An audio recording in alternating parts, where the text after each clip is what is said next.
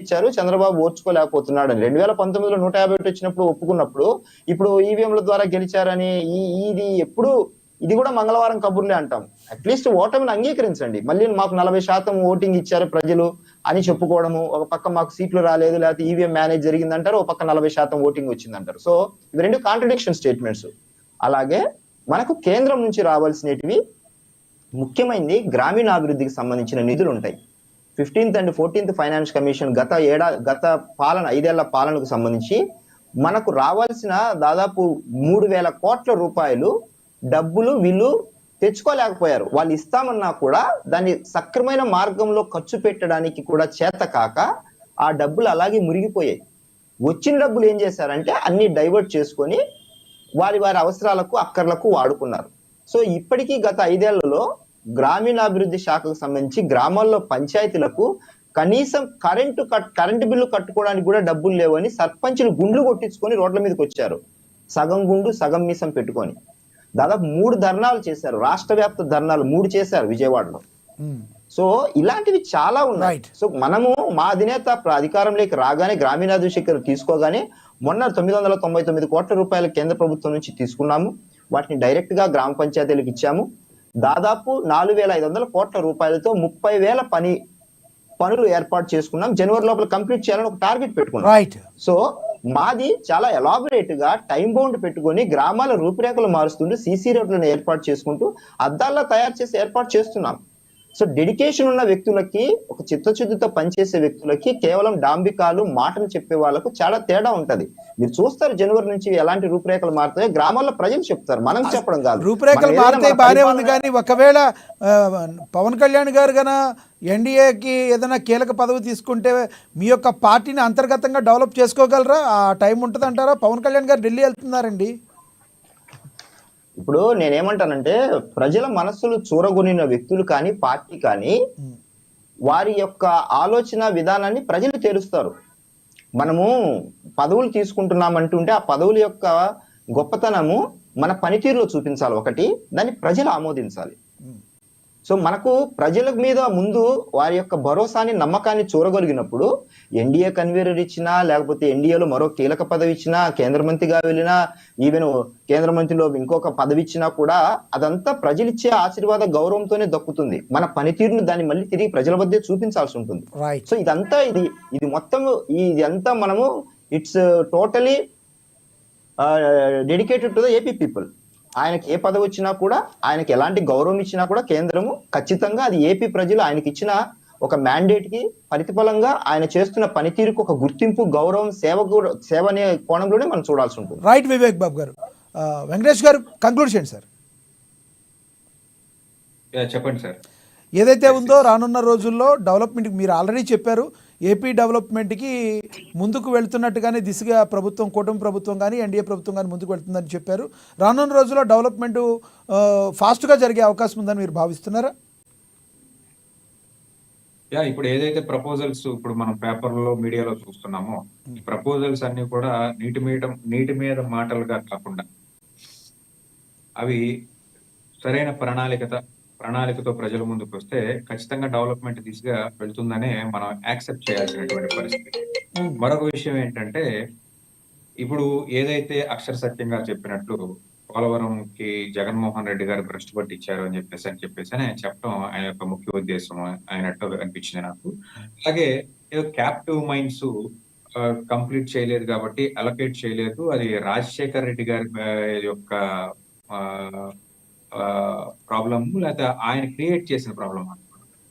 1970లో మనకి ఈ Vizag steel plant అనేది ఏర్పడటం జరిగింది. రాజశేఖర రెడ్డి గారు ముఖ్యమంత్రి అయింది 2009లో అయిపోయింది. రైట్, 2004 ఈ మధ్యలో ఉన్నటువంటి గ్యాప్ లో ఎంతో మంది ముఖ్యమంత్రులు, ఈవెన్ చంద్రబాబు నాయుడు గారు కూడా దశాబ్ద కాలం నాడు, సబ్జెక్టు కరెక్షన్, దశాబ్ద కాలం ఆయన ముఖ్యమంత్రిగా ఉన్నారు. మరి ఆయనైనా ఈ పని చేసి ఉండొచ్చు కదా, ఆయన కూడా చేయలేదు. అంటే అక్కడ కొంత లేఖనా ఉంది, ఆ లేఖనాన్ని భర్తీ చేయడానికి ఏ ముఖ్యమంత్రి రాలేదు. దానిలో వైఎస్ రాజశేఖర రెడ్డి గారు కూడా అన్నట్టయితే చాలా బాగుండేది. ఏదో నేరం అంతా రాజశేఖర రెడ్డి గారు చేశారు, లేకపోతే పోలవరంలో పనులు జరగలేదు గత 5 సంవత్సరాల్లో అదంతా కూడా జగన్మోహన్ రెడ్డి గారి వైఫల్యం అని చెప్పేసి చెప్పడం ఏదైతే ఉందో చాలా హాస్యాస్పదంగా ఉంది. ఎందుకంటే ఈ రోజుకి కూడా అత్యంత ఫండ్స్ ఎవరైతే ఖర్చు పెట్టారో ఆ ముఖ్యమంత్రిగా జగన్మోహన్ రెడ్డి గారి పేరే ఉంది. పోలవరం మీద ఎక్కువ నిధులు 2 సంవత్సరాల కరోనా టెన్యూర్ పోయినప్పటికీ కూడా 3 సంవత్సరాల పరిధిలో సుమారుగా 8,000 నుంచి 9,000 కోట్ల రూపాయలు పోలవరం యొక్క కన్స్ట్రక్షన్ కి మాత్రమే ఖర్చు పెట్టినటువంటి పరిస్థితి. ఈ రోజుకి కూడా పోలవరం నిర్వాసితులకి ఎవరు కూడా ఏ ప్రభుత్వం కూడా, అది జగన్మోహన్ రెడ్డి గారి ప్రభుత్వం కానివ్వండి, గతంలో ఉన్నటువంటి చంద్రబాబు నాయుడు గారి ప్రభుత్వం కానివ్వండి, ఇప్పుడున్నటువంటి చంద్రబాబు నాయుడు గారి ప్రభుత్వం కానివ్వండి, ₹1 ఇచ్చినటువంటి పాపాలు పోలేదు. ఈ రోజు మోడీ గారు తన కాళ్ళ మీద తాను నిలబడలేక ఆంధ్రప్రదేశ్ యొక్క ఎంపీల అవసరం ఉంది కాబట్టి ఈ రోజు ఏదైతే మనం మాట్లాడుకుంటున్నటువంటి ప్రణాళికలు, అభివృద్ధి పథకాలు, లేకపోతే మరొకటి అన్ని కూడా ఆంధ్రప్రదేశ్ కి ఏ రాజకీయ పార్టీ అయినా అంతే కదా సార్ వెంకటేష్ గారు. మోడీ గారే కాదు, రాజకీయ పార్టీలన్నీ కూడా తమ యొక్క అవసరాల కోసం, తమ యొక్క ఉనికిని కాపాడు కోసం చేస్తున్నాయి. దానిలో ఉన్న మంచిని చూడాలి కానీ అందువల్లనే చేస్తున్నారు మనం అనుకోవడం లేదు కదా. దానిలో ఏమి వింతేమీ లేదు కదా. ఇప్పుడు అవసరం లేకపోతే తమిళనాడుకి వెళ్లాల్సినటువంటి ప్రాజెక్టులు చాలా వరకు ఆంధ్రప్రదేశ్ కి, గుజరాత్ కి తరలినటువంటి పరిస్థితి. ఎందుకంటే అక్కడ అలయన్స్ లో బీజేపీ లేదు కాబట్టి. ఈ రోజు అలయన్స్ లో బీజేపీ ఉంది. గతంలో కూడా బీజేపీ ప్రభుత్వంతో ఏదైనా ఫ్రెండ్షిప్ ఉండే ఉండొచ్చు కానీ నేరుగా ఆయన యొక్క ఇన్వాల్వ్మెంట్ లేదు కాబట్టి ఆ ప్రభుత్వం నిలబడటానికి జగన్మోహన్ రెడ్డి గారికి కూడా సుమారు 2.5 సంవత్సరాల పైచిలకు మొండి చేయ లభించింది.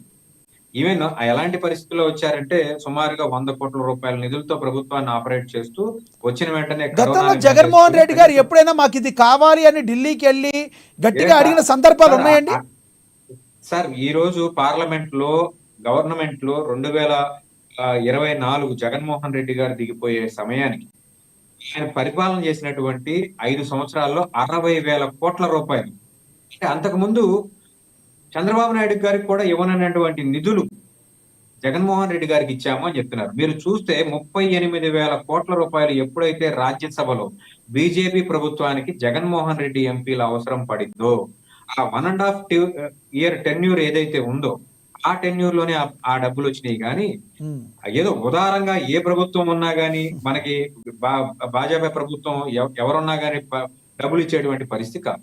ఎందుకంటే ముందుగా చెప్పిన విషయం, కూటమిలో బీజేపీ ప్రభుత్వం ఉంది. బీజేపీ ప్రభుత్వాన్ని తీసుకొచ్చింది చంద్రబాబు నాయుడు గారితో ములాఖాత్ చేసింది పవన్ కళ్యాణ్ గారు. కాబట్టి ఆయన బాధ్యత తీసుకుంటున్నారు.